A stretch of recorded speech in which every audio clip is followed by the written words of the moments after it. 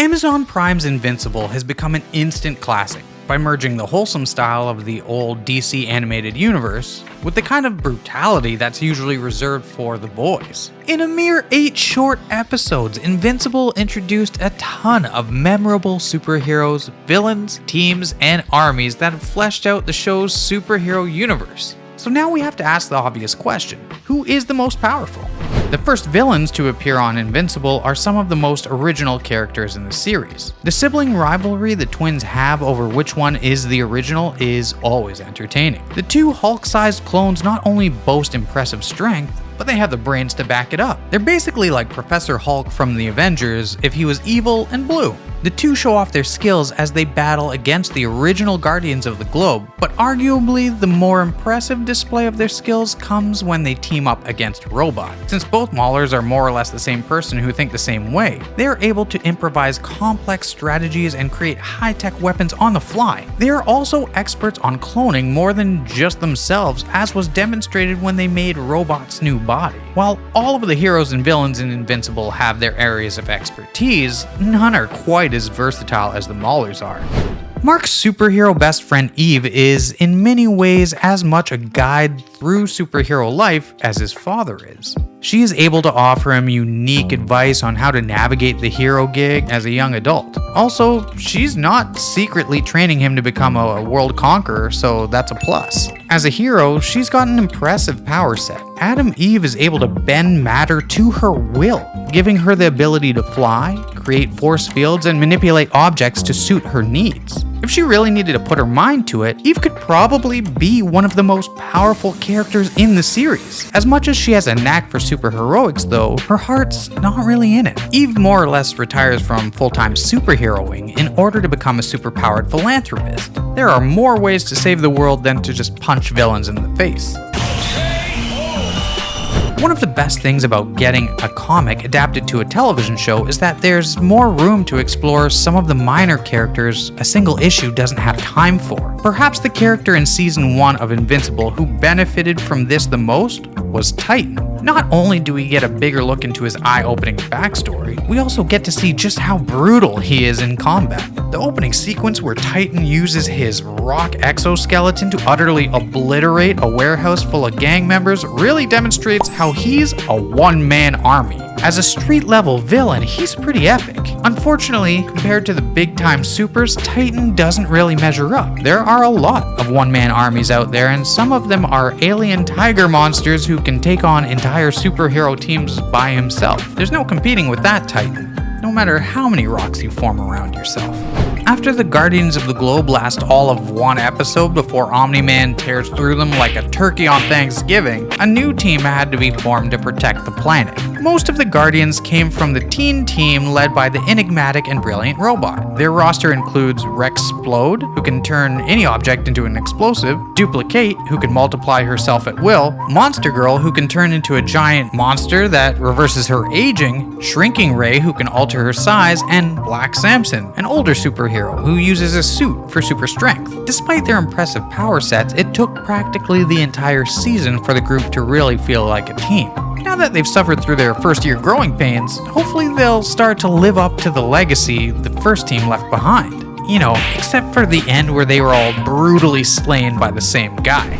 The biggest running joke in the series is that despite Mark Grayson calling himself invincible, he pretty well gets the teeth kicked out of him in every other episode. If this weren't clear enough, the title card gets more and more blood splattered on it as the season progresses. Despite the fact that Invincible has been a punching bag for several different monsters and family members so far, he still ranks as one of the planet's better superheroes. That Viltrumite DNA and his unwavering moral code grant him all he needs to become a greater hero than his father ever was. Now that he's seen just how powerful a threat his father poses to the world, it's likely that Invincible will turn up the heat on his superhero game. While season 1 was all about getting the naivete punched out of him, I think season 2 will be about him coming into his own as a hero. Who knows? Maybe he'll be number 1 next time we make a list.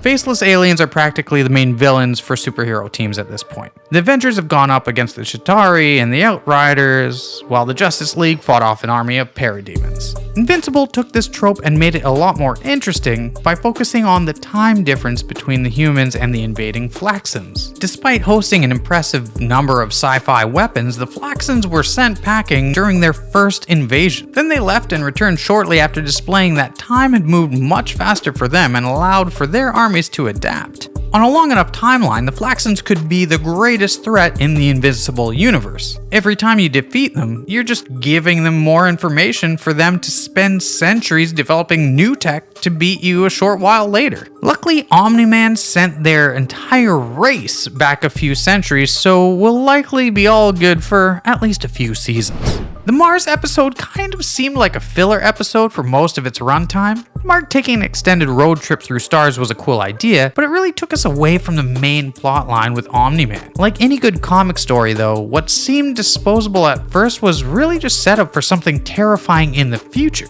The Sequid race finally got their hands, or tentacles, on a solid life form that they could build their hive mind around, ending their enslavement at the hands of the Martians. The second they did this, the series showed us just how great their threat truly is. Turns out that the Martians weren't really overreacting when they wanted to take out all of the humans before the Sequids got their revenge. The Sequids were able to instantly form a giant tidal wave, and from the looks of it, they were able to conquer Mars itself. Chances are this threat is going to be a big problem for Invincible and the new Guardians once season 2 rolls around.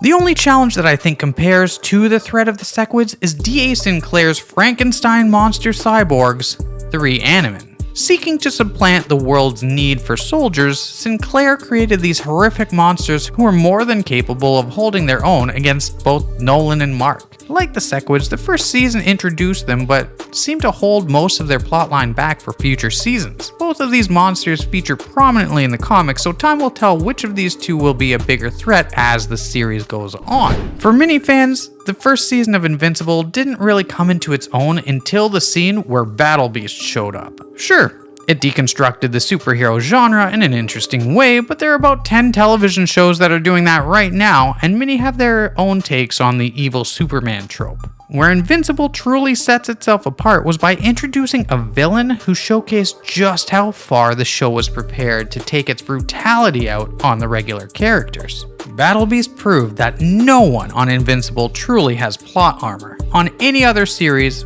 Mark and the Guardians would have banded together and taken Battle Beast down. Instead, he beat all of them until they were bloody applesauce, and then bounced because they weren't enough of a challenge to finish off. You'll literally never see Marvel do that to the Avengers. The final episode showed that Battle Beast is still out there, chasing a challenge worthy of his extreme power. Smart Money says that he'll find it before the series finally ends.